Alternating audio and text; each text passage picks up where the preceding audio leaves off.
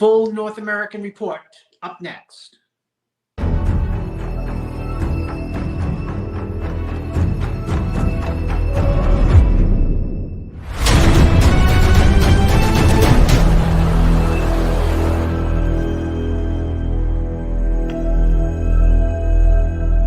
I created Species Nutrition with one mission in mind: to provide bodybuilders and serious athletes with no-nonsense supplements that work.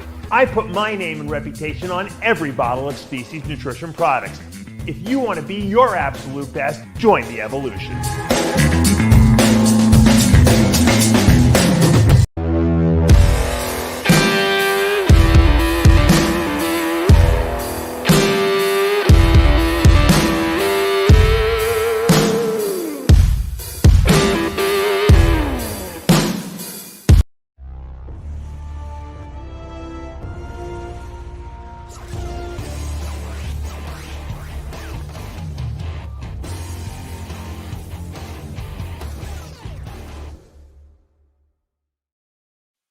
Welcome back to an exciting episode of Heavy Muscle Radio. I am in Pittsburgh, so I'm number one. I am apologizing for bad audio. I'm apologizing for a bad background. The hotel. You look like you're on the Guru Wars background. And I'm apologizing for poor lighting because these rooms suck with lighting. So I have my ring light on me, and we're here, of course, with the technician Chris Aceto.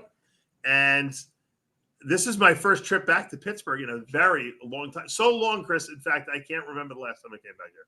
Well, my first trip was this year, and I loved Pittsburgh. It was unfortunate I didn't get the time to, go around and see it.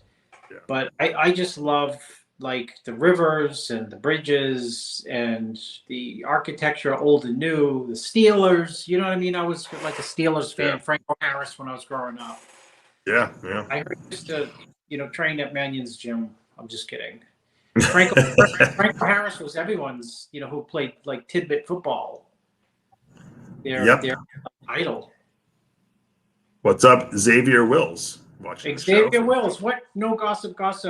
Xavier Wills has such guy for you. This is an inside joke for Guy on paper towels. How many we go through it? Xavier has such scoops that they're like top secret. They're CIA protected. He can't divulge them. What secrets do you have, Xavier, that you can't tell us about? Yeah. Speaking of Jim Mannion, I was sitting next to Jim Mannion at one of the shows. First of all, Chris, I've been here since Wednesday. Okay, I feel like you, because you're the one who gets here usually on Mondays and you stay the whole week. Wednesday was a show. Thursday was a show. Friday was a show. Saturday and today. So There was shows on every day. Today was the pro show, the Pro Master show. And I will say this, Gary Udit did a phenomenal job, as he always does. I actually like the fact that the show is on 5 days because it's much more palatable and digestible. You can sit and watch the show and enjoy it because it's not 18 hours. It's 4 hours and 3 hours in the morning. It's 3 hours in the night. It's 6 hours is very doable for me.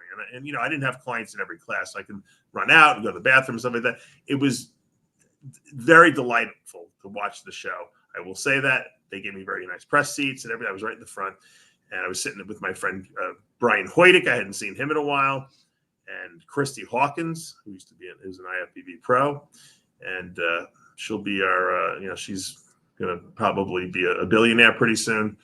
So her and I've known her. I used to do their diets together. So I met a lot of old time people that I hadn't seen in a while. Matter of fact, Tom Platz was there. Oh, wow. Yeah. What was he doing there? He only came, I think he helped. Remember Eli Blahout? Remember that bodybuilder? No. Yeah. Eli used to come on the show all the time when he turned pro years ago. And he would talk about coffee enemas, how he used to do coffee enemas for detoxification. Yeah. I haven't seen him in a long time. And so I hear Tom Platz was there helping him. You couldn't get Tom Platz to drop his trousers? I would have if I was. I missed Platz. He was in and out of there in 2 seconds, and he really didn't stay for the whole show. But he was there. I thought I was going to be the most popular. Dave? Who? Shar, his wife. Well, I wasn't there. I was saying to the person I was talking to about that if Cha was there, I would have been talking to Cha for like 4 hours or so at least. What was the first year they had the North Americas? 88, 87, Who was the first North American champion? There's a good trivia question. Does any of our fans know that?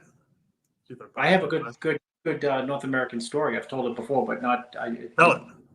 Well, I was dating Laura Carell, right? Be my wife number one, and I, told her, "Hey, you can win the Miss Olympia." I believe that, and people laughed, because she was 11th at the previous Miss Olympia, 88. Right. And I met her in 89, beginning of 80, I think 89. And we we were training together, dating and dieting and living together. And she looked ridiculous, months out from the Miss Olympia, which was held in November, December. Right. And we went we drove out, me, her, and Aaron not Baker. to interrupt you, but Clarence Ross won the 1949 North American Championships. Oh yeah, well they brought it back. Yeah, they brought it back. So and they came back in modern day. Yeah, and so we go, me, Aaron, and Laura go to the to Vegas, and it was a dump. Vegas was a dump in '89, absolute dump. Because there was no new, it was only the old Vegas, and I was like, what a relic. It's like one of those weird East Coast towns that used to be a tourist attraction. And we went to the show, and we went and watched because we were going to see Aaron, and the woman came on, and they look good, and out comes Linda Murray. Oh, she won that. Yeah. And Laura looked at me and just said, I can't beat that. And I said, it's going to be really hard to beat that. And lo and behold, Linda, I think, won her first. Laura did the Olympia. That was Corey's last Olympia. Right. Sandy Riddell had the calf implants. They wouldn't let her come to the night show. That was, how controversial was that? She was in prejudging but didn't show up at night. They disqualified. I don't know if Sean was that when she was dating Boyer Co. Yeah, Boyer Co. Yeah, it's like the Olympia when they sold out. What was the theater downtown Manhattan where they used to have it? Where they used to have the New York Pro. Bell Forum, Madison Square Garden there? No, the second big place. It was gigantic. They sold it was 4,000 people back then for the night show. It wasn't the Beacon, was it? The Beacon. Oh. So that was Linda. So there's Linda goes on and Laura goes on to be two of the winningest for sure. Olympia's female bodybuilders of that era. And then so you have all of a sudden because I knew who was in the Olympia, and I'm like, none of these people can beat you if you're in shape. That includes Corey, who was first that year. In '89, Laura was sixth, and she ended up sixth. But that's because of just they didn't know what to do with her. They didn't know what to expect. Right. And it was they had the hype people in there, Joe at the time, and top 5 and blah blah blah. So Laura gets ready for the Arnold, which is the Miss International, a few months later, where she wins. Yeah. And she goes out to Chicago for lots of appearances for a month. Some guy brought her out for a month. This guy, he was trying to promote bodybuilders and get them contracts and this and that. Big talker, but he delivered on some things, but most of the things he undelivered on. And this girl signed up to train with Laura for a week. It was Kim Chevesky. Oh my God, how funny is that? So Laura called me and she said, there's a girl who's going to be problems for me and Linda. I'm like, you kidding? Who? She said, I'm training with her every day. And I'm like, who is it? She said, Kim Chevesky. I'm like, what does she want? She said, nothing yet. She hadn't competed. How did she know she was that good, though? Because she was training with her, and she said she looked insane. Wow, okay. And I think that 1 year later, she won the Miss International. I think Laura won it that year, and Kim won the, I don't know, North America's after Lender and went into the Miss International on that. Or maybe a couple Kim years. Kim wasn't that big when she first hit the scene. She was kind of on the skinny side almost, you know. Yeah, but she was had a good tall. structure. Yeah, she was really tall, really good legs, and really wide delts for females, you know. Right. She didn't have all that mass she had later in her career. No, she was on the thin side, but she was still impressive, you know. Yeah. So to get back to your original question, there was several North Americans. It looked like they stopped and started it a lot of times, and it seems like it was pretty continuous from 75 on. So 75 was won by Kent Kuhn of Gold's Gym Venice fame, who used to work by the front desk. He won it in 75. I'm sure they didn't give him a pro card back then, but he did win it. It wasn't 5 days back then. It was 2 hours. Marty Vradicor won it in 81. Remember him? Oh, Marty was great. Good bodybuilder. Marty was great bodybuilder. 87. Then they took a year. Then they took 6 years off. 87. Guy by the name of Dan Smith won. Oh, Dan Smith from Boston. He was very good when he won. Was he good? I didn't know. Yeah, he was good. First couple pro outings, he was good too. He was very impressive. Dan Smith, yeah, he came out of quote nowhere. Yeah. He's still around Boston. You know, the light heavyweight class, the fourth place was Kim Farrison. I don't know if you know who that name is, Kim Farrison? No. He does all the emceeing out in like Seattle at the Emerald Cup and all those shows. He calls himself King Kong Farrison or something like that. He's a good guy. Dean Caputo was fourth, my good friend. Actually, Dean called me this weekend. He's like, I didn't know you were in Pittsburgh. I would have driven up there. I said, well, I didn't know you would have been willing to drive up. Dean was another guy who was really good bodybuilder, competed when there were so many good people. You know, it'd be like second or third. Yeah, Dean is a great guy. I get along really well with him. And then game show, what's his best body part? Probably his legs, I would think. Oh no, his pecs. Come on, his pecs are insane. Oh yeah, he's got a big chest too. He had a great physique. I just think he kept running into these crazy like Levroni guys, you know, and he was losing.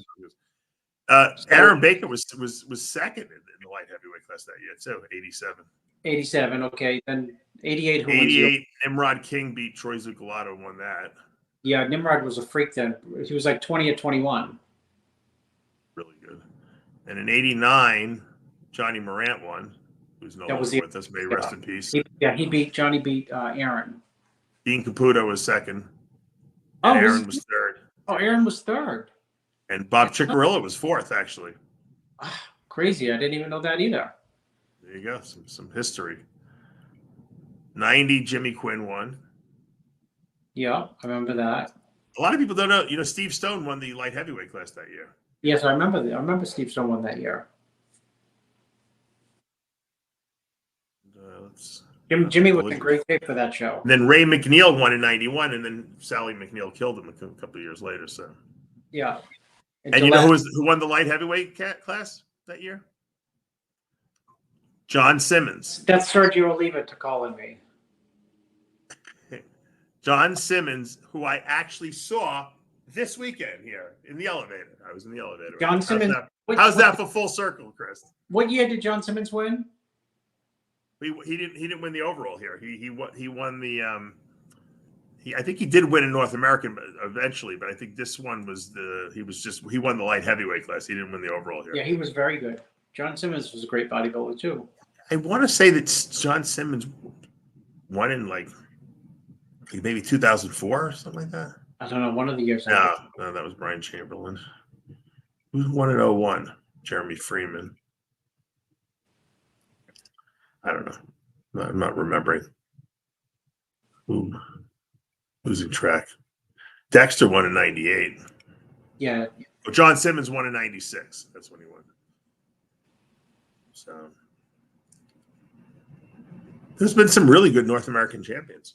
I love that they hold it here in this Pittsburgh place here, this Sheridan Station Square Hotel, because everything is right here. It's so easy. I run up to the room 600 times. It doesn't matter if you forget anything. Very convenient. Love it here. By the way, getting back to, I saw Jim Mannion. I told you I was sitting with him. I don't know if he's been dieting. I said, Jim, you look lean. And he's like, he flexed his arm for me. He was like a rock. 80 years old, Chris. This guy is in such good shape. I said, Jim, I feel like I don't even like to sit next to you. I feel like I need to be working harder or something like that. I said, how are you still so healthy and in such good shape at 80 years old? He loved it. Him and Skip. He's got a full head of hair. That's the only. I'm so jealous of Jim Mannion. Say he hasn't lost one hair on his head. His hairline is almost down to his eyebrows. And yeah, I did see 4 gray hairs still on him. He's got gray, but he said he's never dyed his hair. He told me. So he's unbelievable. I mean, this guy takes care of himself better than anyone. And he'll probably outlive you and I, unfortunately, Chris. But he may. You never know. He'll probably be like 120. You and I will drop dead at like 90, and we'll think we did good. He'll still keep going. So, but yeah, that was good to see Jim. Gary Udit's doing better. Had some health issues last year, and it was the regular crew, all the expediters I hadn't seen in a long time, and a lot of people. I'm trying to think. Who I ran into? I'm going to throw a name at you. See if you know this person. Art Gutierrez. Yeah, Art Gutierrez I met Art Gutierrez in probably 89 and 90. Oh, you know. Art used to come out to the bodybuilding camp because he was like national rep for something. I don't know. Yeah, for one of the Hammer Strength, right? Life Cycle? Oh, maybe Life Fitness. Yeah, or one of those. Yeah, or it was either Hammer Strength or Life. Yeah. Yeah, very good guy. What's he up to? He was just there helping, with helping someone out, and he, I helped him for a little while too when he was competing, and because he had contacted me, he knows Ed Connors really well, and the same crew of people that we know, and he's a great guy. He knows everyone. Art Gutierrez still doing great too. He's old. Dave, we were talking about Skip Robinson, I went to his Instagram last week, and there's a picture of him, black and white from 1976, and the photographer was Ed Connors. Oh my God! Really? That's so funny. And that's why he was Ed's first or second house guest. That's funny. I got a phone call from our mutual friend, one of our mutual friends today. He sent me 25 pages of blood work that he had done. Can you figure out who it is? Oh yeah, of course. 100% sure. Who is it? I thought you were going to say it was one of our mutual friends who sent you 25 million, but go ahead. Yeah. No, that's a different guy, different mutual friend.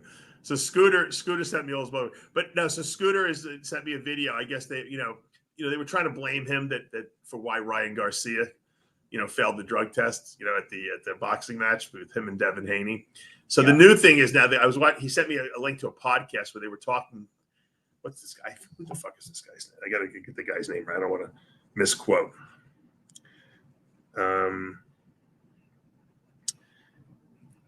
He sent me 400. Oh, he WhatsApped me. Hold on a second. So Scooter sent it. It's Eddie Hearns. Is one of these promoter trainers guys. Yeah. And he figured out why they slipped Ryan Garcia Osterine, which is the SARMs. He said they did it because they were trying to help him make weight. Now, that's the equivalent of saying that I took testosterone so that I could drop some weight, which would do the opposite, obviously. So Scooter, they're trying to blame you, like that you gave him Osterine so that he could make weight at the weigh-in. He's like, yeah, they're ridiculous. They know nothing about science, these guys. The worst thing you could possibly do is get a bunch of boxing trainers on to talk about science. They don't know anything about science whatsoever. It's the stupidest thing of all time. But anyway, I thought I'd throw that out there. I did talk to Scooter today. He's doing well. He said this. I spoke to Scooter. Oh, you did? Yeah, I said he should sue for defamation. He should. No, he should. I said, you asked me what you should do, and I said you should say nothing, but you should sue for defamation. And then right after that, the boxer's life torpedoed into the abyss. Yeah, well, he was out partying too much. The guy has a drug problem, obviously, too. He's obviously very talented because he's off the rails and he's still winning fights. Do they have a rematch set up for that fight? No, now the guy Devin Haney said he won't He won't give him a rematch. I mean, he won't fight him again. He doesn't want to fight him again because he says he cheated and he's scared that he's going to get hurt. So, and Ryan, of course, Ryan Garcia picked up on that. And he's like, "Well, I won't agree to fight you anyway. I already beat you once." You know, that kind of thing. So, you know what, Chris? I found in boxing, for enough money, anyone will fight anyone. There's no such thing as an impossible. Dude.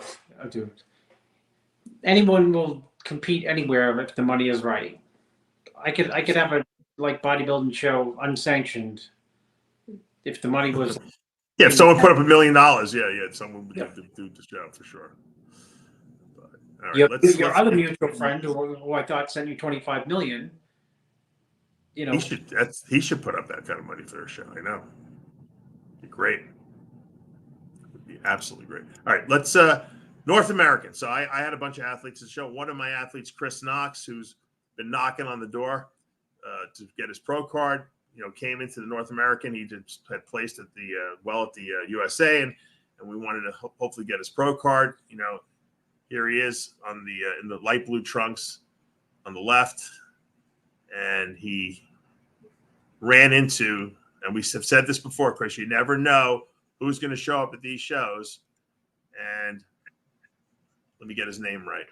Oluwatobi Ishola, also known as the Smoke King. A lot of people are comparing him to maybe be the next Flex Wheeler. I don't know if that is true or not, but he came into this show and he wound up beating Chris. It was a close battle, but we're going to go through some comparison shots. What did you think, looking at both physiques? You know, I think they're, like I told you, I think they're comparable.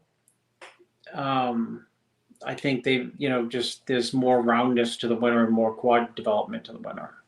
Yeah, well, I don't know about quad development, but he's got structurally, he's really good. I think conditioning wise, I think he could have been tighter, and I think if he comes into a pro show tighter, he's going to be very dangerous. I really see a lot of Andrew Jacked in him, more so than Flex Wheel. I see a guy who could be like one of these just freaks. Well, the names probably have the same amount of consonants and vowels. I mean, yeah, right. They might be from the same hometown for all I know, Chris, to be honest with you.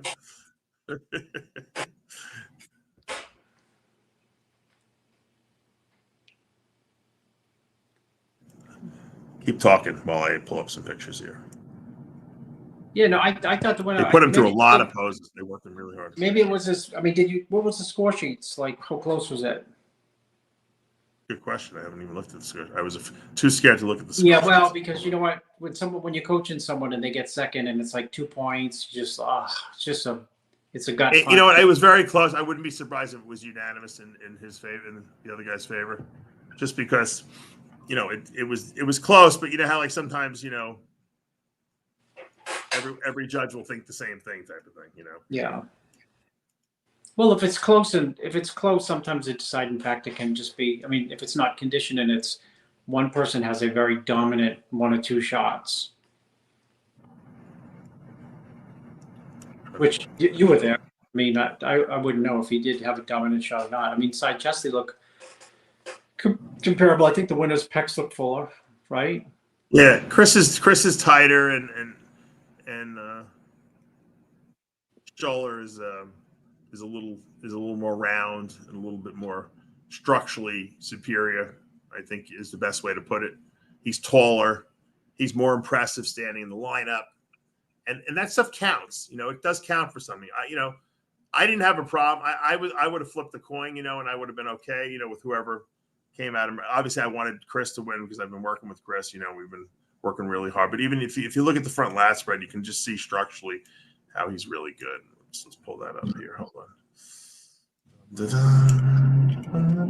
Well, I mean, the top 5 looked like they were pretty good. Oh yeah, everyone at the top 5. They're probably very good. I'm just like, I've gone to a couple pro shows recently, so my you can see the top 4 right there. They're really good. But Chris and the Smoke King here were above everyone else pretty much in terms of structure and just how they're put together. So bodybuilding's about a lot about genetics too. So we just started out with Laura talking about Linda Murray and Kim Jabeski. You know, that was right, exactly. You know. Let me pull up this back double bicep pose here. And what about the other classes? How was the quality in the other? Yeah, they were okay. You know, I thought this was the best class of the show, but everyone. I will say this one thing: it might not have been the deepest show in talent, but everyone was in shape, and I think when people are in shape, it makes for a really good show. And so, you know, it wasn't like I was looking at people saying, "Wow, what a bunch of fat guys." Yeah, everyone did their homework. Everyone had striated glutes, and the top, 2 or 3 guys, they all did their homework. And I think that that's what makes a good show. I think a lot of guys were burnt out too, Chris. You know, like it's hard to hold on and keep dieting, past the USA and then do the North American. A lot of guys will take off and then they'll do the nationals, or they might do, I don't know, they might do like skip, wait till next year. Let me pull this pose up. I mean, it's a mental battle from the USA to the North Americans. That's at the end of the day. It was hard. I don't know how Chris did it, to be honest with you, because I was like, Chris, it's not going to be an easy. He's like, no, I want to do it. It was like 4 or 5 weeks. You think that like sometimes it sounds like, oh, 4 weeks is nothing. I'm telling you, when you're in shape already, 4 weeks feels like 4 months. Well, sometimes 3 more days of dieting is mentally too much, Yeah. Here's an ab thigh pose. Chris has got a shorter torso. Smoke King's got the longer torso. It's hard to it was a tough battle, put it that way. Obviously, whoever was there, in other words, if Chris was there and Smoke King wasn't there, Chris would have won. So the whole show for sure. And that happens. You run into these obstacles. He obviously has some nice gifts, and he's going to be a good pro. And Chris will have to win next year. And that'll be his it'll be his time. So that's what happens. We've seen it happen a million times. Think about how many times Flex Wheeler lost. We think of Flex Wheeler as one of the best bodybuilders of all time, and he lost to Matarazzo. He lost to Lavroni, right? Well, I think Dexter put it best when he said he has all the wins, but he lost more shows than he won.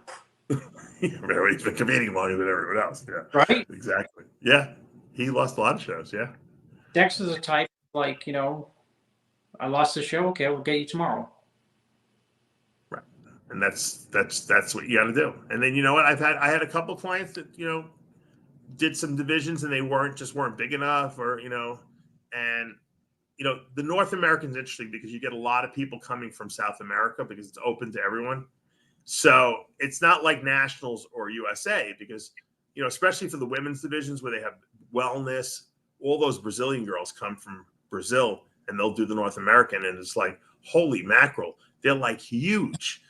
Their legs are bigger than the bodybuilder girls, these wellness girls. And you don't see that at the USA or nationals because the women in wellness in our country here are not as big. Yeah. So that's why all the Brazilians dominate the pro ranks too, because that's the look they're looking for. Let's face it. What's the Disney character with the animal's body and the guy's torso? What is it? It's wellness. It's wellness. Centaurian or something? Is it Centaurian or the Centaur? Centaur.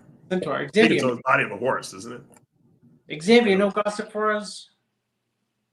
A centaur is the body of a horse and the torso of a human. Yeah.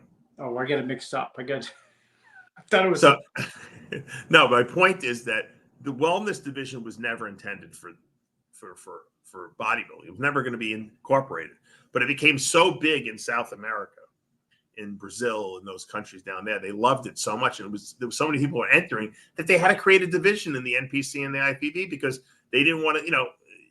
People were demanding it. So it's like when they launched beach volleyball, okay, originally, or baseball. What the countries were good at it. David made it into the Olympics before Ben Weider's dream came. No, but the point is that all the Americans were winning beach volleyball because there was no beach volleyball in any other countries. And it took a while before those countries started to play beach volleyball so they can come and challenge the United States for the beach volleyball. And the U.S. is still winning beach volleyball. My point is that the Brazilians are going to win wellness for the next 5 years until some of the American women catch up and start competing against them, for I don't know if division. catching up, but talk about genetics. Right? They got butt genes down there for sure. They have glute genes. And legs.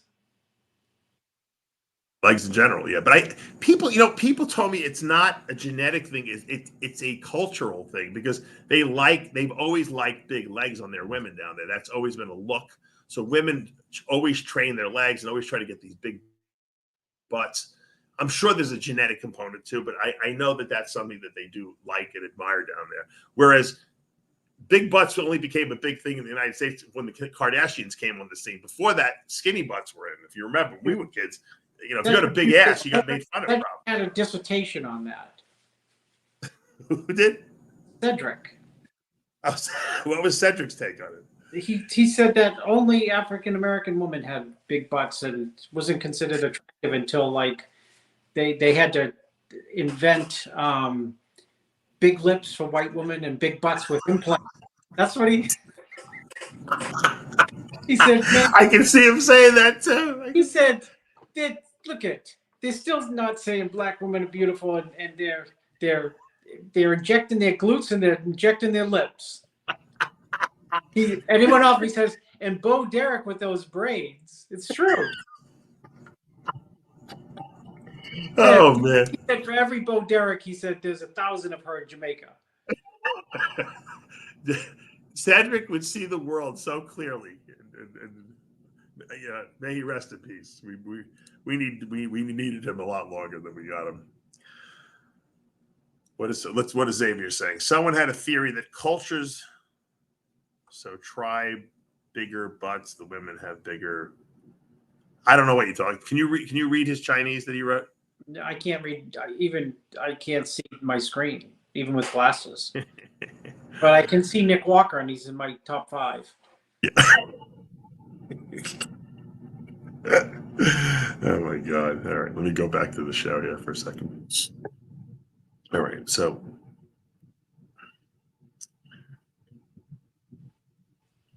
Oluwatobi Ashola wins the men's overall and the heavyweight class, gets his pro card, and Justin Kelly won the light heavyweight class, and Joseph Cavalier won the super heavyweight class. But the heavyweights were the most dominant in the division. They gave out a lot of pro cards. I'll say this much: there was 1, 2, 3, 4, 5, 6, 7, 8, 9, 10, 11, 12, 13 men's bodybuilding pro cards given out. Chris, Yeah, that's more. Dave, the bigger question is how many judges did they have? You'd be fatigued after day 2. Jack. That's another story. Jack Titoni and Ann Titoni, good friends of mine, were there judging the whole weekend, and Sandy Williamson was doing the women's judging, and I forget what his name was doing the men's, but Jack and Ann were there, and they were there the whole weekend. I ate lunch with them today, and we had a good time. We were catching up on the old times, but they said it was brutal because 5 days in a row of judging. 5 days. Right? Sitting for 5 days. Yeah, I don't know how they did it.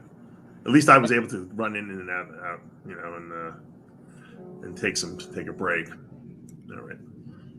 So they gave out 13 pro cards to men. They didn't in our day, back in the day, it would take 4 years before you would give that many pro cards out for the men, right? Yeah, well, you get one for the North Americas. Johnny Moran got it there. Linda got it, and that was it. 1, 2. You got one for North America. You got one for national, one for USA, and then you would get what 5 for the nationals. Who was that? And what, like a Ben thing or a Joe thing? I don't know. They just didn't give a lot of pro cards out. There was a guy 92 years old in the show. Dave, and it's unreal. It is that's pretty unreal. There were 2 women in over 70 women bodybuilding pro division today. I was watching the pro division. There was 2 ladies 70 and older, and they looked phenomenal. I gave one a big hug backstage too. She looked amazing. Unbelievable. I'm truly impressed with some of the competitors. So there had to be over 1,000 people in the show. Skip, you have 12 more years before you can get back on stage. There you go. He should do over 80. Why doesn't he do 80 and over? Because he just likes training the bikini girls. He gets more excitement out of that. He can get more play if he actually gets on stage. He's training the bikini girls. I mean, you can't get more play than that at 80. Oh my God. He loves it. There was like something like 500 bikini girls in the show. So Dave, that's insane. Are you kidding, or is that a real number? No, I'm not kidding. There was 500 bikini girls. Now I have a subject I want to bring up, and I want everyone's opinion.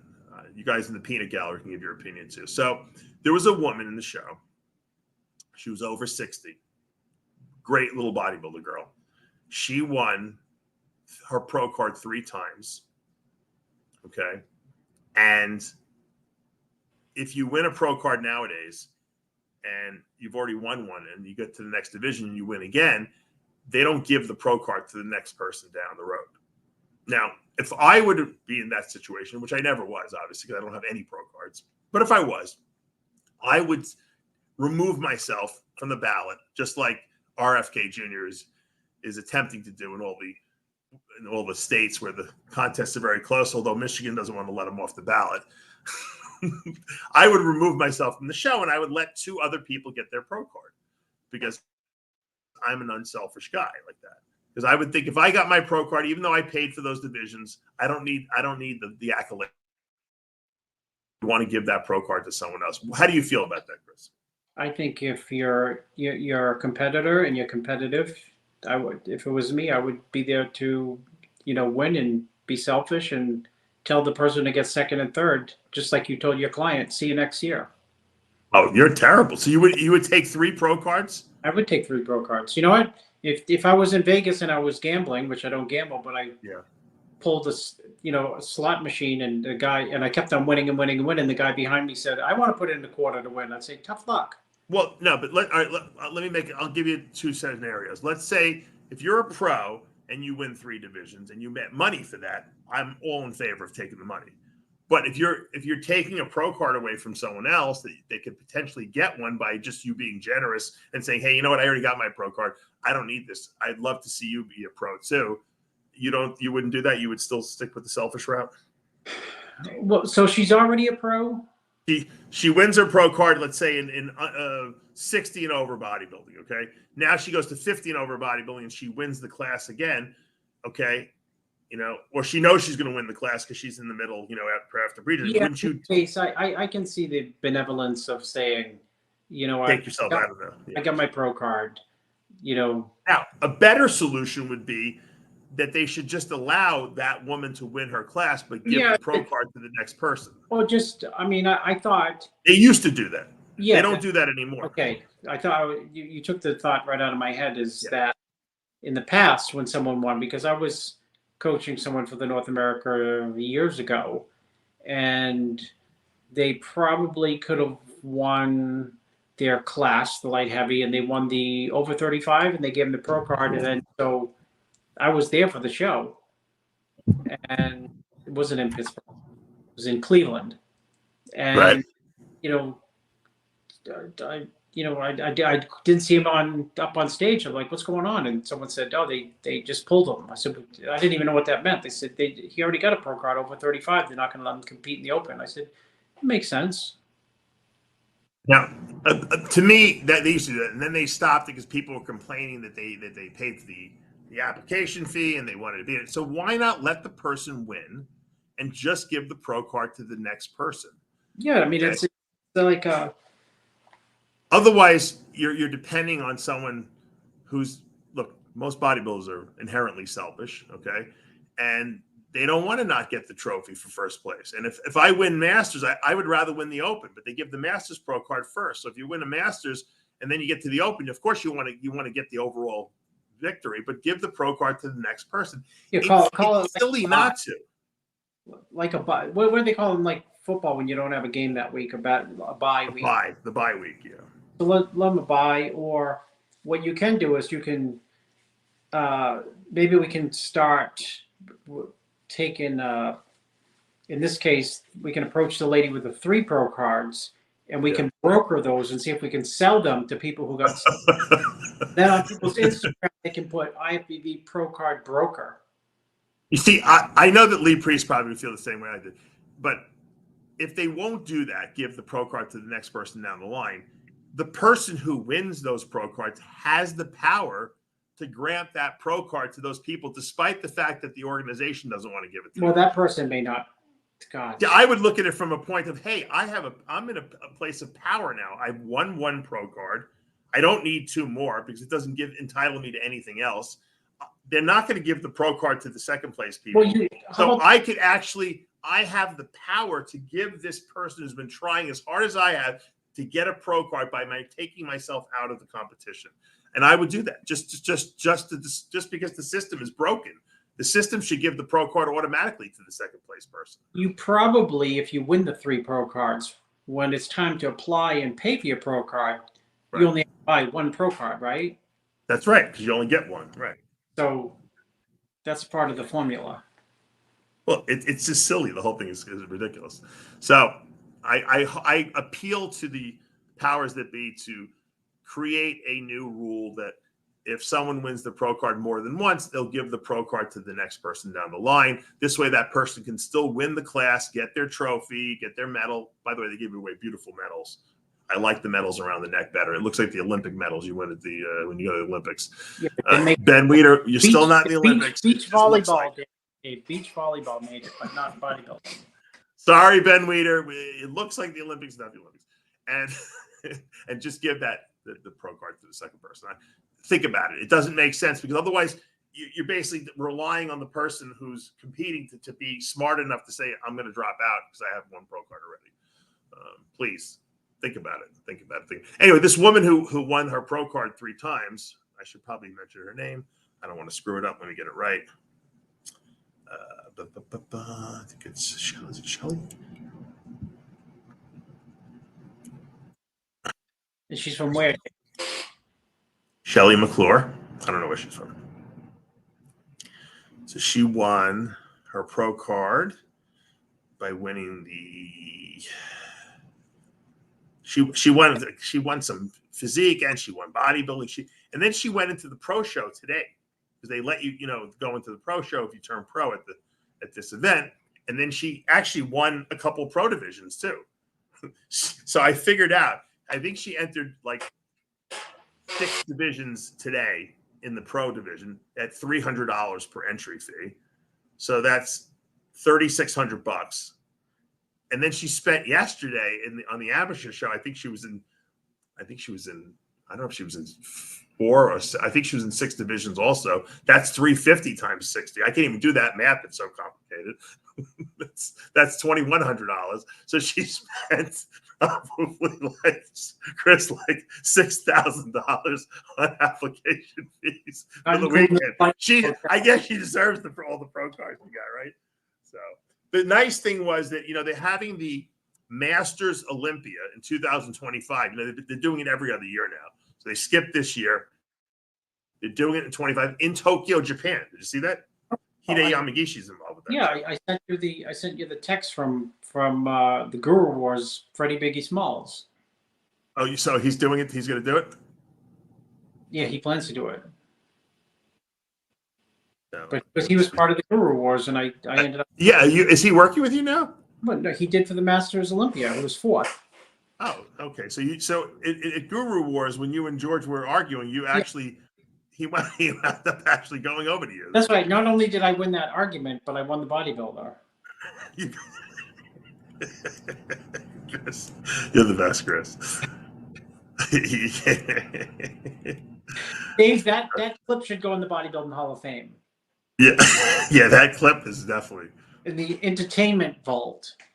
So anyone who wins their class at the Masters Pro event this past weekend automatically qualified for the Masters Olympia here in Tokyo, Japan. And, you know, people have been asking me, hey, Dave, you think I should do it? I qualified. I'm like, you know what? It's a chance. How often can you say in your entire life are you going to be able to say, I got to go to Japan to do the Masters Olympia?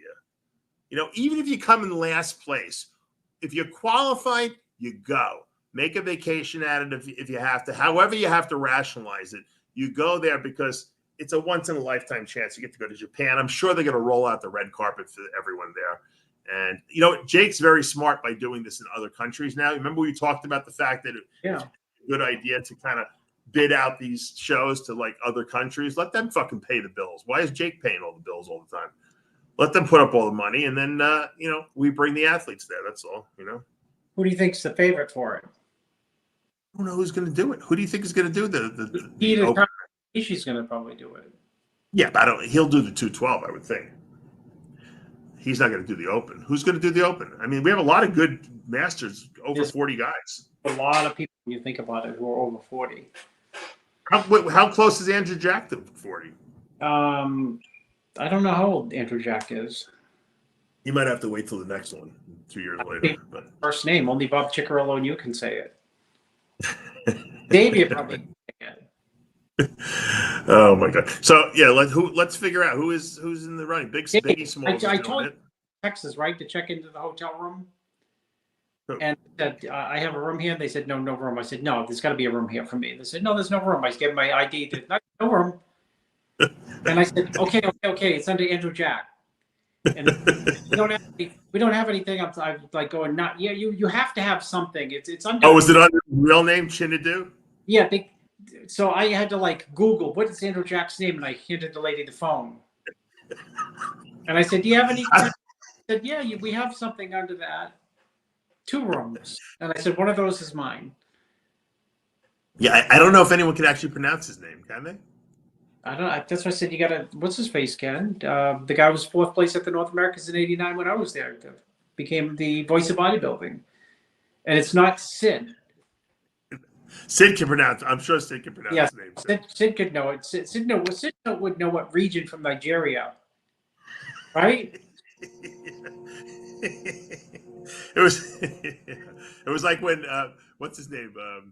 What's the Indian guy who's running for president? Modi? The Indian guy who was running for president. Vivek. Vivek, yeah. Vivek. We can't say that either. When Vivek Ramaswamy actually said to Nikki Haley, he goes, you want to go to Ukraine and go to war? You can't name one province in Ukraine, and she really didn't know. She couldn't even fire back at him because he was right. Well, Trump called her by her first name, her real first name, which is not Nikki. Oh, what is it? Oh, it's an Indian name, so it's hard to say for us. Oh, she really does have an Indian name? I didn't know that. Okay. Yeah. So Andrew Jack's real name is, I was right, Chinadu Obekia.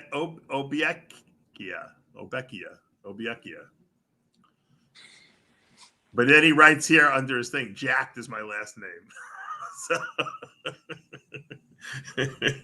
So he should just change his name. You know how like the celebrities change their name just to whatever it is. He should change it too. Well, a lot of people don't even know Rami's name, you know. Mamdu, Elspaya. That's another one.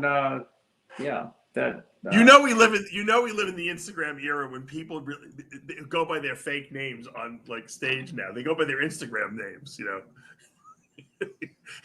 Big Ramy, Andrew Jack. Who's that guy from Brazil? Who's the really good guy? Who's new young kid? He look at what's his name, Ramon Dino. He's got his own name too. Yeah, Ramon Dino's not his name. I don't know where he's got a. It's. But no one knows anyone's real name anymore. They just know their Instagram. Even Steve Weinberger, when he calls these guys out, he calls them by their Instagram name. He doesn't know who they are. No one knows what their real name is. Well, if Steve was calling the first, second call, whatever, from a show, and he calls somebody by their like real name, people would be like, "Who's that?" Yeah, you're like, exactly. Who's that? Exactly. But if Wayne, remember when Wayne used to if Wayne was doing the calls, he would call them by their exact the name that's on. That's because Ben used to make him. Oh, is that really the reason? I didn't know that. the international. We got to honor the international spectacle of the Olympia. Get Rob Wilkins. I always wondered why Wayne did that. Because Call Rob Wilkins and get their passports.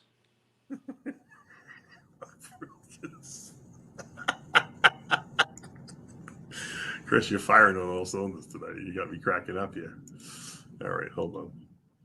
Dave, Rob Wilkins is to Ben as what's his face is to Jim Mannion. Mel. Oh, Mel. You're right. Right. It's the military wing of the organization. It's you're right. It's the true muscle. Yeah. Ben would call that. I gotta call Rob to tell him to bring his pick me up in his Apache helicopter. Your Ben Weeder invitation is starting to sound a lot like Milo's now.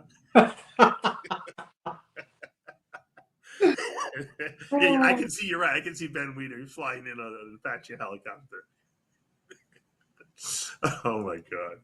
All right. We have let me just throw this in. This is a shameless plug. We have a species sale for Labor Day. By the way, happy Labor Day for those of you who celebrate it.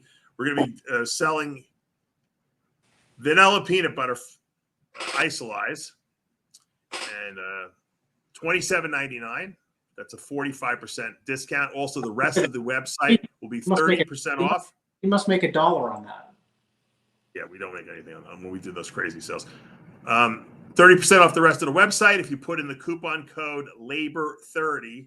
It's only for Monday. So it's going to start in 2 hours at 11:59 or 12 a.m., I should say, on Monday, and then it will end 11:59 on Monday. So guys, don't wait. If you get free shipping on orders over $100 within the continental United States, you got to use the coupon code LABOR30 for the discount, but then click on the isolized vanilla peanut butter, and you'll get that $27.99 price. That's not going to be 30% off on top of that, so don't ask for that. Let me take a guess. Did you start Species in 2010?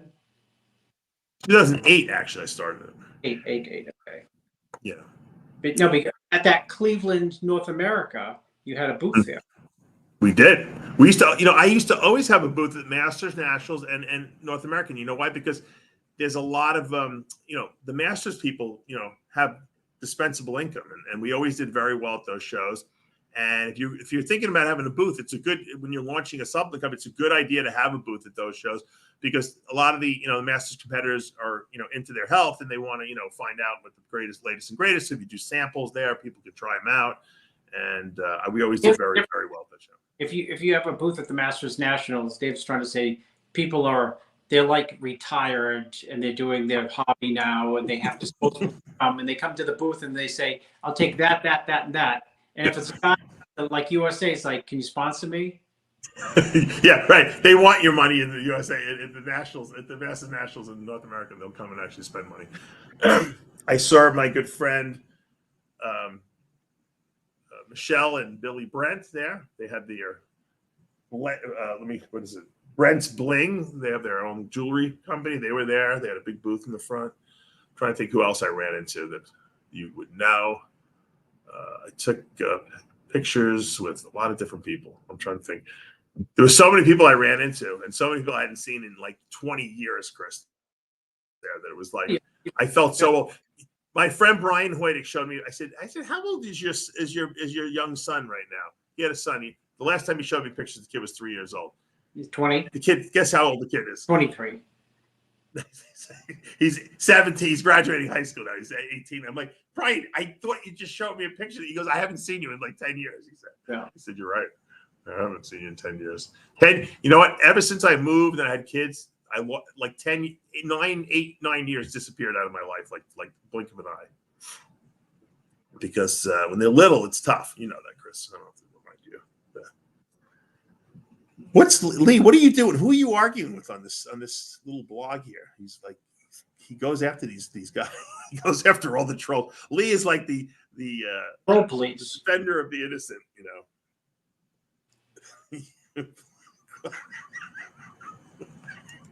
Look at Lee, right?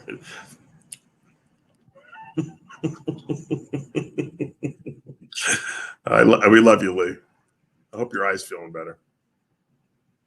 Did Lee have his gallbladder out, Dave?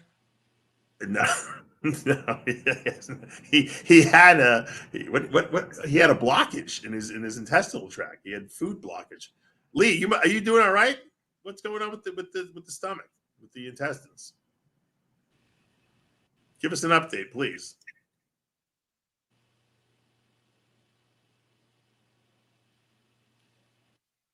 Maybe this is not the real Lee Priest. Did you see? I want to show you something.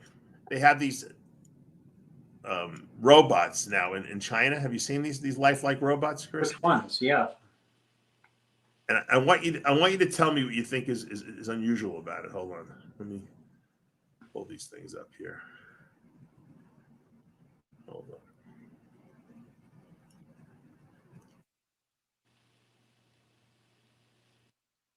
These things, they walk and everything. Look at that. Isn't that crazy? That's Romano said this is the end of relationships. Walking at the last award show. So now what's wrong with this picture? What seems a little odd about it?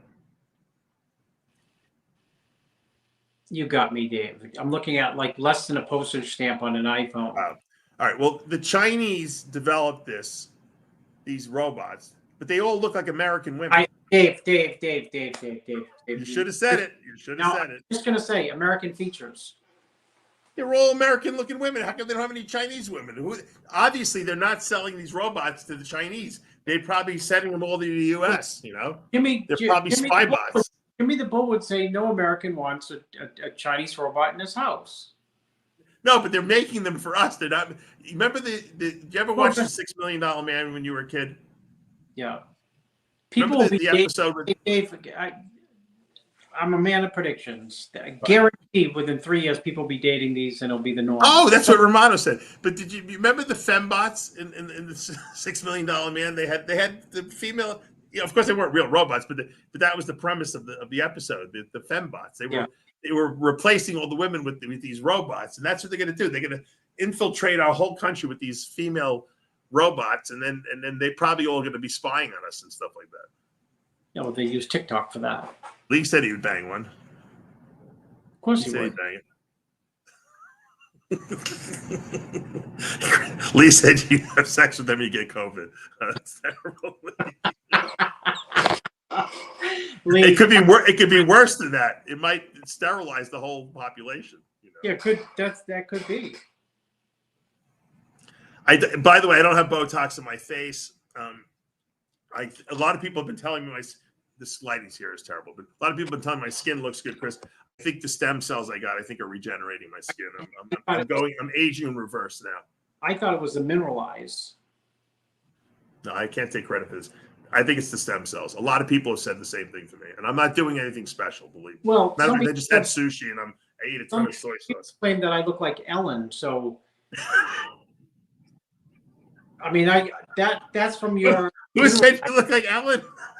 Your mineralized has like estrogen agonists. We got to get you on some hormone replacement, Chris. I think that's the key. Dave, I'm the only person who can do 20 and 17-hour days consecutively who's not on testosterone therapy. You're right. That's because you don't work out. You're saving your energy like Trump does. One workout put me down for 3 days. Yeah. I got to tell you, I'm very happy that the RFK Jr. is endorsing Trump. I'm very happy about it. Because I think Trump's going to let him do what he's got to do. Because we need to fix the chronic disease epidemic in this country. We need someone who's going to police all the ingredients they put into these foods. Because you know what the truth is? I'm pretty knowledgeable and all this stuff, Chris. And I don't even know what's not good for you anymore. Like this, they sneak shit into the food all the time. Stuff that's not even allowed in Europe, we have in the food supply here in diet sodas and all kinds of foods. Even stuff I eat and drink. How about Glade? You can take the stinkiest room and spray it with Glade, and it magically smells nice for good. Right.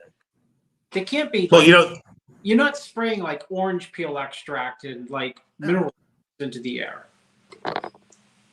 I got news for you. Skittles are banned in Europe. You cannot buy Skittles in Europe because of the ingredients in there, and our kids are eating these things. So there's a reason why the United States has the highest epidemic of chronic disease, and we have the most money and supposedly the best food, right? But we have the highest problems with the chronic inflammatory degenerative diseases, and that's the diseases that you have to treat forever with insulin and with this thing and that and non-steroidal anti-inflammatory and all these. Makes the drug companies a lot of money, and that's what they like. So I think we're being poisoned purposely. And I think if RFK says, look, if we can figure out how to cure all these different diseases, we can figure out what's causing the chronic illness disease. And he said, we already kind of know what it is, but we have to just root out what chemicals are at the whether it be the water or the plastics in the water. Yeah, Or you can hold up a bank these days with a bag of peanuts. How so? I mean, the kids in other words, some bank teller maybe have a peanut allergy, and you could use I see. Yeah. deadly weapon because you have young kids. What's grade is your oldest in? It's the third. I'm sure she can't bring a peanut butter sandwich to school. It's like a deadly weapon because there's so my much son can. peanut. Yeah, probably. Yeah. Well, that's another. He said all these kids are all allergic to everything. No one was allergic to anything when we were. But they're not allergic like sneezing and sniffling. They're allergic to, like, I used to think it was like a joke. Like, it can't be that allergic until I found out, like, at my son's school a couple of years ago, more than one kid had went into shock from being exposed to peanut butter. It's true. Allergies, autism, all ADD. They were non-existent when we were kids. They were non-existent. And it wasn't that they were underdiagnosed. They were non-existent. There was one kid who had it. Nowadays, every kid has it. And there's a reason. It's because we're being poisoned by the food supply and the water supply. And it's not something that we can't figure out. We can figure it out and then get rid of all those chemicals. And that's what Kennedy wants to do. That's why I'm so in favor of him. I don't agree with every policy he has, although I'm agree with the war policy that he says, that he doesn't, the Ukraine was caused by us. But anyway, putting that aside, I care about health and fitness and feeling good and living long. And you know what? We are being poisoned, and I don't like it because I know that I'm being poisoned too, and my kids are being poisoned. I would like to know what chemicals to stay away from. And if there's stuff that, you want to leave optional in the food supply, that's fine. But I want to at least know what's not good and what I shouldn't be eating. And the truth is, I don't know everything because they don't tell us all this stuff. So we need to figure it out, quickly, before we can't recover from it. There's no reason why the United States should be the sickest nation in the world. We should be the healthiest nation. We have the best health care.